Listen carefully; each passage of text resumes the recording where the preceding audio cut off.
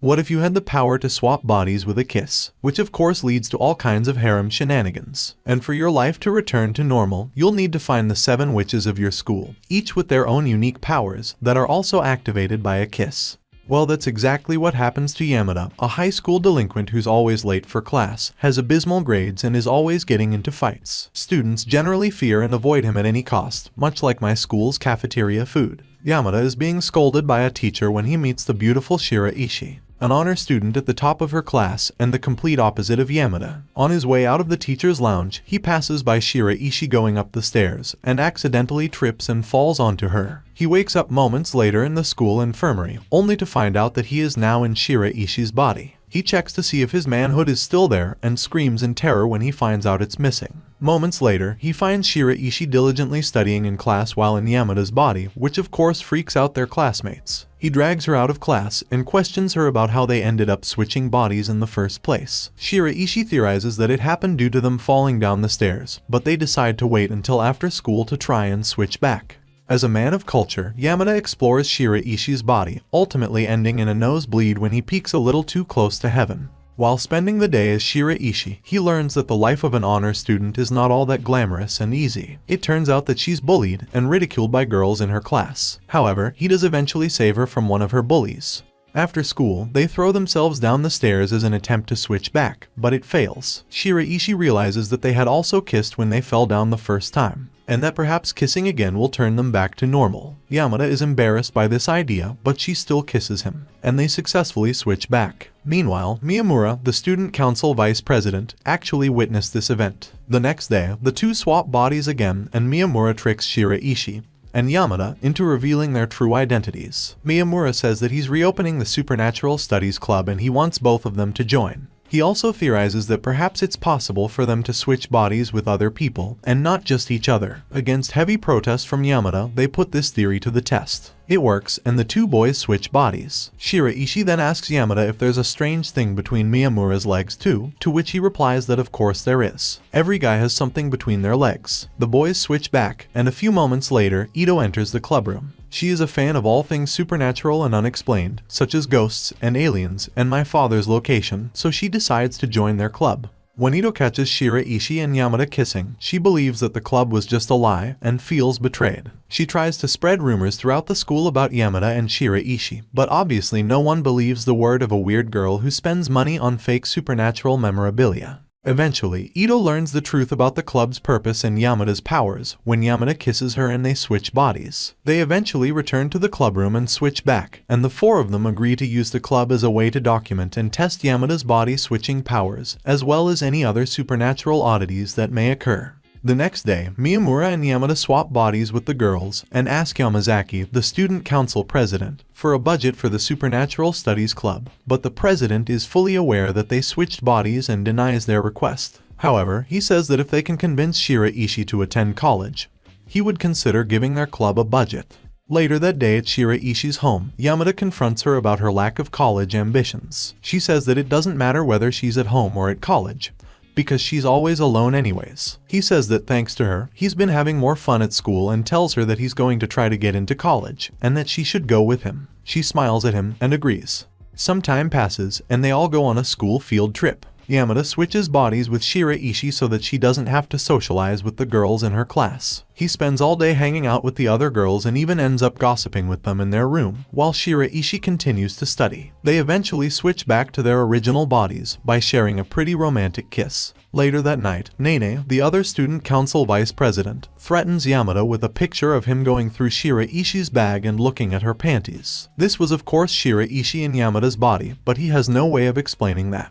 Nene tells him that if he can prevent Shiraishi from taking a test tomorrow, she won't share the incriminating pictures. Later that night, Yamada arranges to meet again with Nene, and very bluntly asks her for a kiss. He plans to switch bodies with her so that he can delete the pictures from her phone himself. She's initially taken aback by this, but quickly changes her mind and agrees, and warns him not to blame her for what might happen next. When the switch fails, Yamada fears that he has lost his powers, so Miyamura decides to test Yamada's powers himself by stealing a potato-flavored kiss from him. But neither of them switch bodies. Itou tries as well, still to no effect. It seems Yamada's powers have completely disappeared. The next day at school, Shiraishi doesn't take the exam. When he returns to the club room, Yamada finds that Itou and Miyamura have both made him a bento box. They bicker over which bento box Yamada will end up eating, and confess that they have both fallen in love with him. Annoyed by them acting overly lovey-dovey with him, Yamada kisses them in an optimistic attempt to break them free of the love charm. They revert back to normal and both of them immediately feel the despair and sadness of lost love.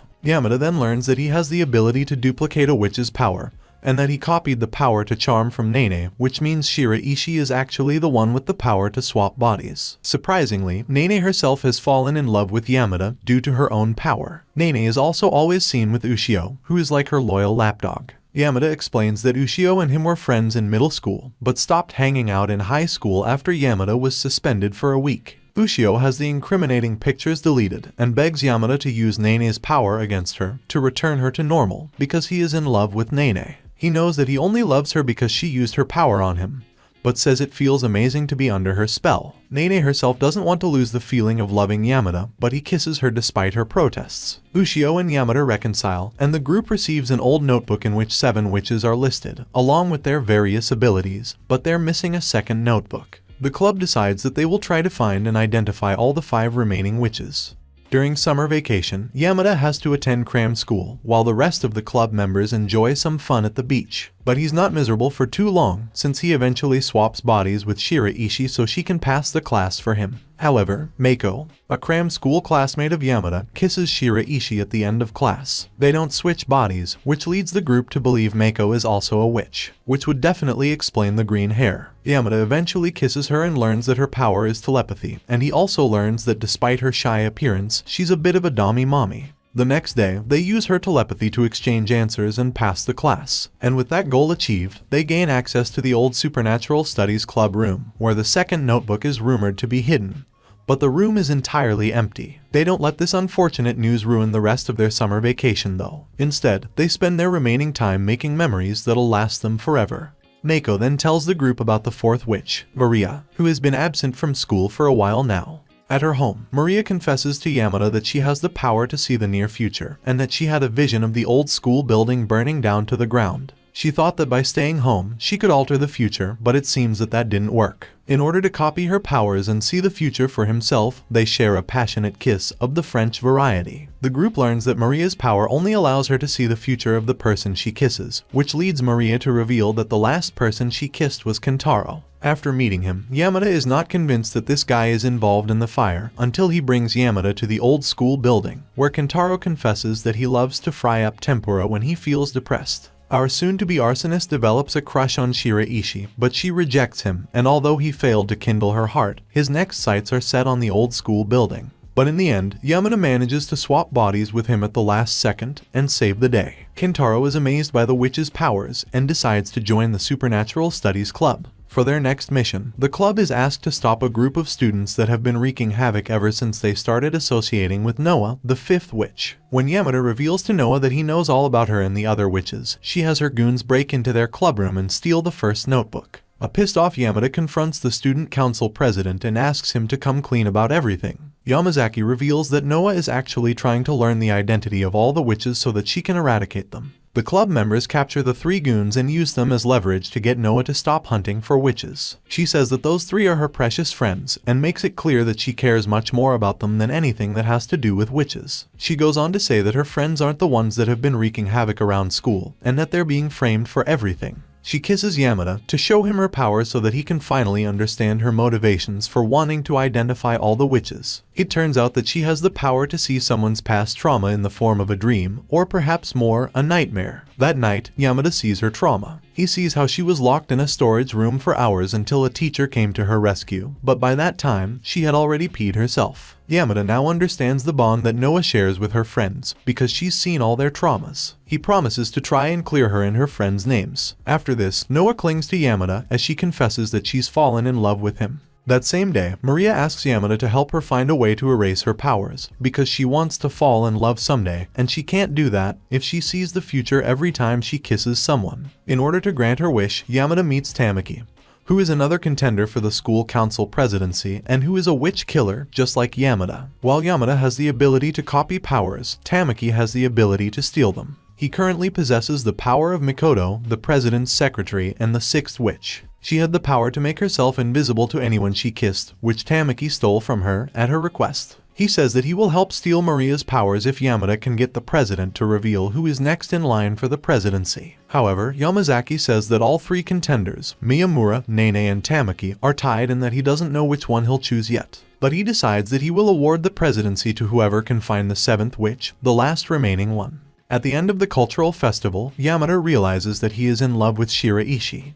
Sometime later, Miyamura tells the group that he has a sister named Leona, who stopped going to school because of an incident with the seventh witch. They decide to go pay her a visit, but when she refuses to help them, a desperate Yamada switches bodies with her and threatens to strip in front of everyone, much to Miyamura's displeasure. However, Leona says that two can play at that game and takes off Shiraishi's panties. Yamada is embarrassed, but he refuses to yield. They eventually switch back and she warns him that the seventh witch isn't like the others, and that once he knows her identity, his memories of the witches and his club will be erased. He's fine with that, and the club promises to come and find him again after his memory is erased. Rika is the seventh witch, and she doesn't wear any underwear in public, which makes her a pretty good candidate for best girl. But after meeting her, Yamada realizes that she didn't erase his memories. She actually erased him from everyone else's memories. None of his friends remember who he is. Tamaki also learned the identity of the last witch and has himself erased from everyone's memories too. He's the only one that remembers Yamada, and they've only got each other to depend on from now on.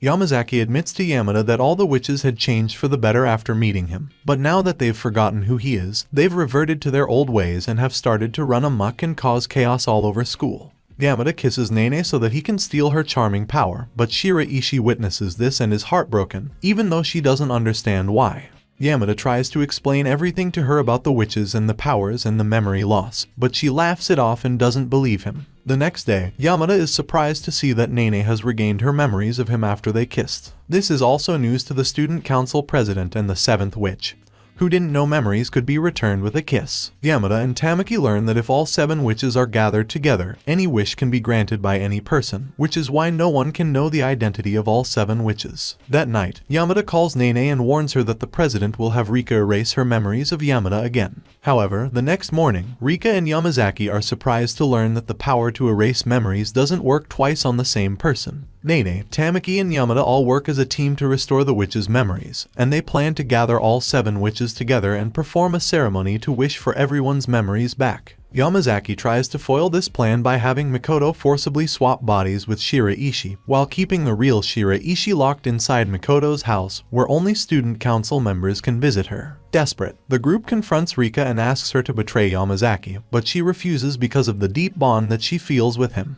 Due to her power, she is always alone, and the president is the only one that has always been there for her. Yamada convinces her that if they can conduct a successful ceremony and wish for all the memories to return, Rika won't be alone anymore. The perverted witch agrees to help them, but on one condition. They must bring Leona back to school so Rika can properly erase her memories, something she failed to do the last time they had met, and she wants to rectify that for her own personal pride. When talking to Leona, they learn that the Supernatural Studies Club was originally founded by her and the president, and that they worked together to uncover the mysteries of the witches until they learned the identity of the seventh witch and had to have their memories erased. Yamazaki became the student council president so he could keep the Supernatural Studies Club alive, but this was also erased from his memory. Leona knows that she can't hide from her past any longer and decides to return to school, where she faces the seventh witch, but before the memory loss takes effect, she runs into Yamazaki again. When she walks past him and tells him that she wishes they can meet again someday, tears start falling down his cheeks, even though he has no idea why. The next day, Yamada makes his way to Mikoto's house with the help of Miyamura, who can gain entry into her house because he's a member of the student council. Yamada holds Shiraishi tightly and promises her that he will get her back into her original body, and that he'll never let anything like this happen to her ever again.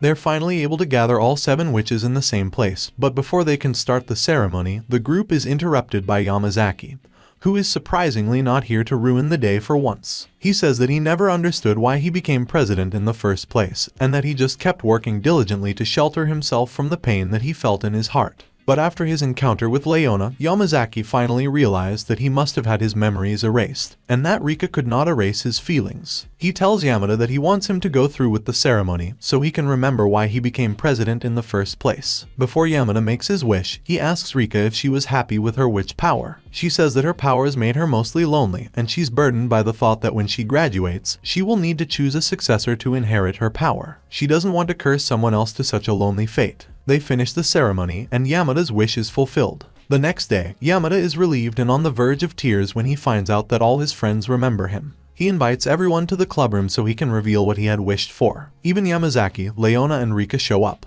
It turns out that Yamada didn't wish for all their memories to return. In reality, he wished for the witch's power to vanish forever. All the witches are happy with this decision, and they express how lonely the powers made them feel, and how now they realize that they don't need powers to make friends or have a meaningful high school life. With everything resolved and returned to normal, Yamada can finally enjoy some alone time with Shiraishi. He confesses his love to her, and she reciprocates his feelings. She tells Yamada to kiss her, just to make sure that the witch's powers are truly gone. It's the first time that they kiss for love and not for the use of their powers, so they're a bit embarrassed by it. Thank you so much for watching. Please like, subscribe, and click the notification bell for more anime recaps. This has been Recap Sensei, and I hope to see you all again in the next video.